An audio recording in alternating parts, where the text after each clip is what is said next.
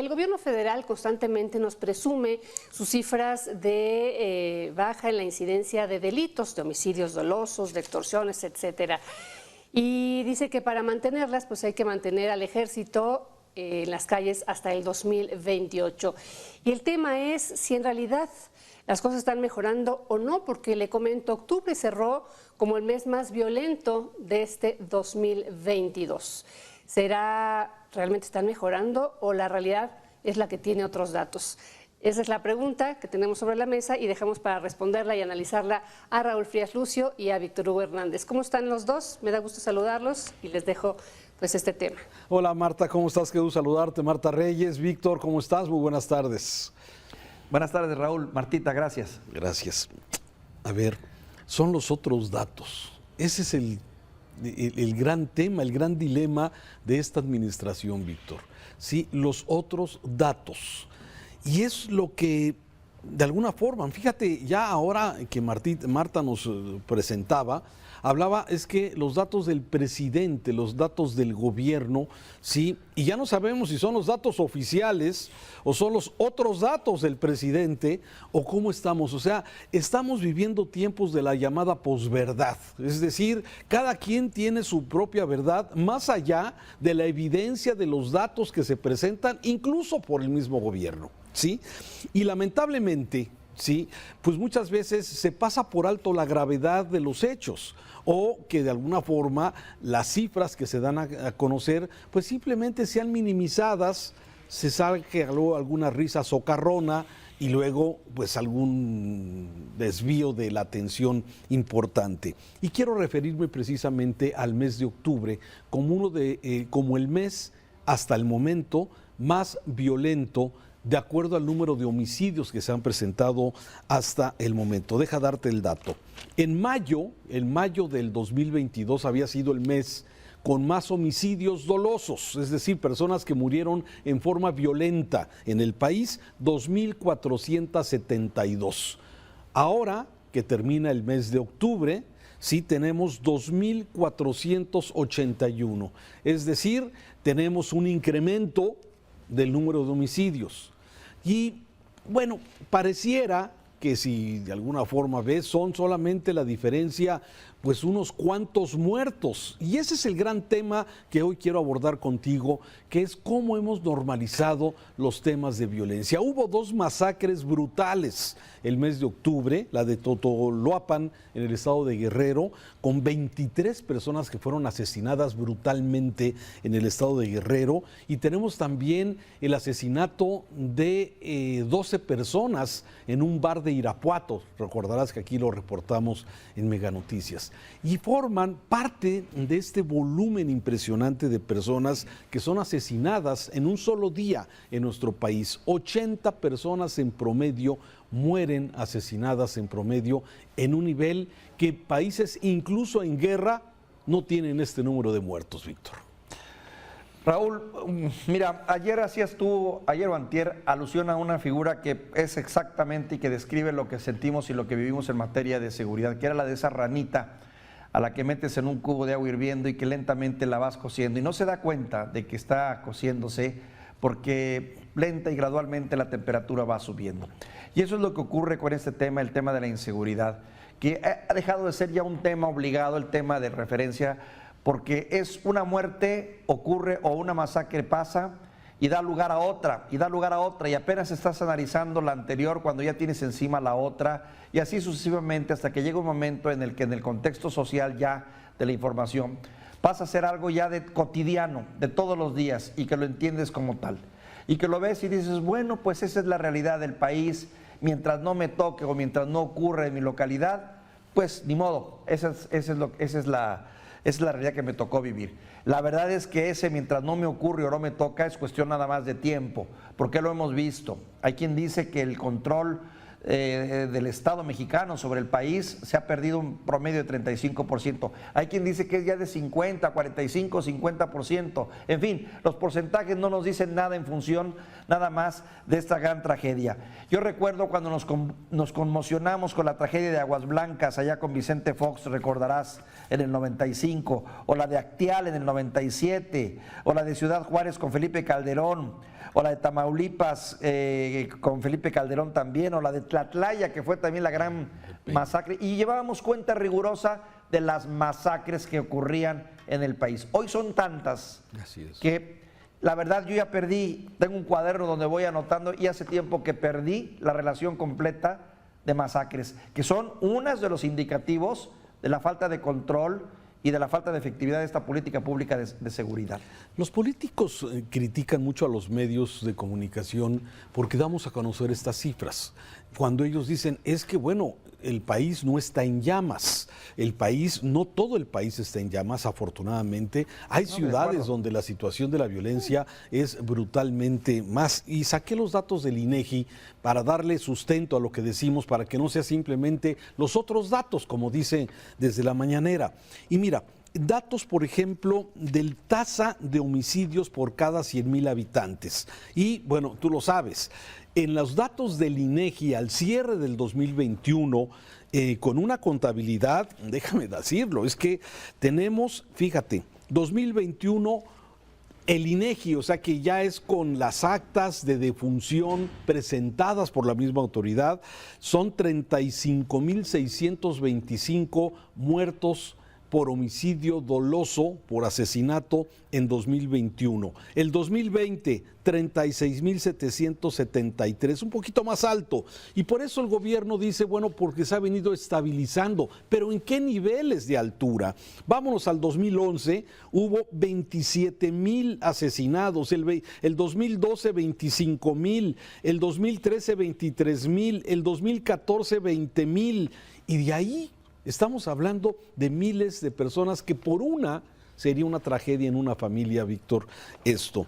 Pero vámonos a los baños de sangre, porque así como el secretario de Gobernación, Adán Augusto López, bueno, señalaba que cuando le preguntaron que en quién pensaba cuando hablaba de baños de sangre, y él dijo, bueno, Jalisco, Guanajuato, sí, pero omitió Zacatecas, por ejemplo, Víctor. Zacatecas. Mientras que el promedio nacional en México habla de 28 homicidios por cada 100,000 habitantes, 28, recuerde bien esa cantidad, Zacatecas tuvo en el 2021 109 por cada 100,000 habitantes. Sí, el segundo lugar, por ejemplo, Baja California con 86 muertes por cada 100,000 habitantes. Y de ahí nos vamos. Posteriormente viene Colima con 82 y así nos podemos ir. Y todos estos estados, lamentablemente, es un asunto de política. Todos estos estados que estoy mencionando, Zacatecas, Baja California y Colima, hoy gobernados por Morena.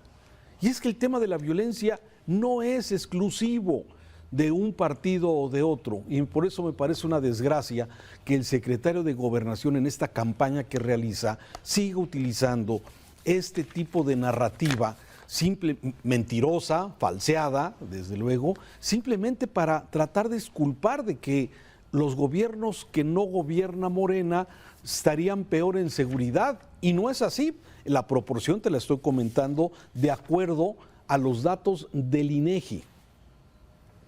Fíjate, Raúl, estas cifras que tú das y me llevan un poquito a reflexionar. ¿Cuántos muertos calculas tú que ha habido en este momento en Croacia o allá en la guerra entre la Unión Soviética y Rusia y Ucrania? Entre Rusia y Ucrania, me quedé con el término ya. Te fuiste muchos años. A los 70, cuando todavía eran una unión de países. ¿Cuántos? Fíjate, eso nos sirve como referencia. Ni en los países que tienen en este momento guerras se mantienen estos ritmos de personas muertas. Y lo peor del caso es darnos cuenta lo tremendamente inhabilitados y frágiles que estamos la mayoría de los mexicanos, porque estamos atados bajo la premisa de que el Estado debe darnos la seguridad. Prácticamente la mayoría de los mexicanos no sabemos usar armas, no tenemos armas, no podemos defendernos, porque si tú traes un arma en tu automóvil inmediatamente eres sujeto a que te detengan y te metan a la cárcel. Ni siquiera en eso puede uno pensar para poder enfrentar un dilema de esta naturaleza. Claro, lo hemos dicho, es el gran fracaso de esta administración y no tiene siglas partidistas, porque igual ves la ineficiencia de los políticos, de los civiles del PAN, del PRI, de Morena. Ninguno ha sabido cómo enfrentar este gran problema y este gran flagelo. Y no se diga a nivel federal, en donde la apuesta sigue siendo una Guardia Nacional que nada más no termina de cuajar o no termina de dar muestras que pueda ser la solución a este problema que es lacerante en el país. Y fíjate, déjame nada más dar datos adicionales que me parece importante comentarlos. El gobierno dice la Guardia Nacional, la estrategia, que ya no sabemos bien, esa de abrazos no balazos, o luego parece que sí hay algún tipo de detenciones. Sí, pero la estrategia en el combate al crimen organizado, digamos, a la parte central de los que provocan los homicidios dolosos, no quiero decir que todos sean del crimen organizado, pero sin duda el crimen organizado y los pleitos entre las bandas es parte de la generación de violencia que tenemos en el país. Sí. Pero la pregunta es quién está combatiendo a los criminales organizados, porque las policías estatales y municipales se han concentrado, digamos, en los delitos del fuero común, al robo de celular, robo de casa, robo de asalto a personas, robo de automóviles, cuando pueden y quieren. Sí, cuando pueden y quieren. Sí, exacto. Y entonces la pregunta es, ¿y el gobierno federal, que supuestamente debería de atender el tema del crimen organizado por ser del orden federal, pues ahí estamos echándonos la bolita entre unos y otros? Y lamentablemente lo que hemos comentado, hoy se aprueba la militarización, las Fuerzas Armadas al mando o en acciones de seguridad hasta el 2028, cuando no estamos haciendo lo necesario para poder llegar a niveles de policías por número de habitantes en México. Y termino con esto, un comentario que me parece importante. La ONU recomienda, son datos que se han sacado a través del tiempo, que exista 2.8 policías por cada 1,000 habitantes. 2.8, ¿sí? Actualmente en México tenemos menos de un policía por cada 1,000 habitantes. Y esto, bueno, nos pone en un nivel muy bajo. Lógicamente hay entidades como la Ciudad de México que tiene 4 policías por cada 1,000 habitantes, que es la que tiene la mejor policía, o por lo menos con mayor número, sobrepasando incluso lo que recomiendan las Naciones Unidas. Pero de ahí para abajo, Yucatán, por ejemplo, que es la entidad que sigue en paz social, sí tiene, por ejemplo, menos del 1%, es decir, menos de un policía por cada 1,000 habitantes. Y de ahí para abajo, Oye, Raúl, pero también hay que dejar claro algo, no solo ha sido responsabilidad del gobierno federal esto. ¿Dónde quedan los gobernadores? Que también es el tiempo en el que no sabemos de una política generalizada, conexa entre el manejo de las policías. Encuentras policías que están pésimamente mal pagados, claro, que tienen menos del salario mínimo y que así sobreviven y que tienen que pagar sus armas y sus balas, y encuentras otras policías más o menos ahí que la van llevando y que están más equipadas y más, pero no hay una política estandarizada que tú puedas hablar de mejores sueldos, mejores prestaciones, mejor trato, capacitación, mística, armamento, que debería a estas alturas ser. Hay que pedir las cuentas también atrás. No dudo de la responsabilidad actual, pero también es el resultado de no apostarle a la seguridad, porque era más fácil para los gobernadores echarle el bulto al gobierno federal, claro, que empezar a capacitar y a trabajar con la sociedad y crear sociedad, empresarios, todos echándole el montón a la inseguridad. También hay facturas pendientes, sí, Raúl, que hay que atender. Y este dato que doy de el número de policías por cada 1,000 habitantes le corresponde a las policías municipales y a los estados. Sí, o sea, no hablo de los elementos de la Guardia Nacional, hablo de la Policía Municipal y policías estatales, que deberían de tener un mínimo, y se habla de ese estándar, de 1.8 policías por cada 1,000 habitantes, pero no estamos en esos niveles. Estamos en todas las ciudades, en todos los estados, excepto la Ciudad de México, con un índice inferior a un policía por cada 1,000 habitantes. Y eso, como tú bien lo dices, corresponde al ámbito municipal y al ámbito estatal. Sí, el gobierno federal tiene que hacer su chamba, el gobierno del estado lo tiene que hacer y los gobiernos municipales. Sí, aquí el asunto es que, pues, ¿quién atiende qué y cuándo? Y mientras tanto, como diría el gobernador de Zacatecas, ¿no? Encomendarnos a la Virgen de Guadalupe y que Dios nos agarre confesados. Víctor, gracias. Te mando un saludo, Raúl.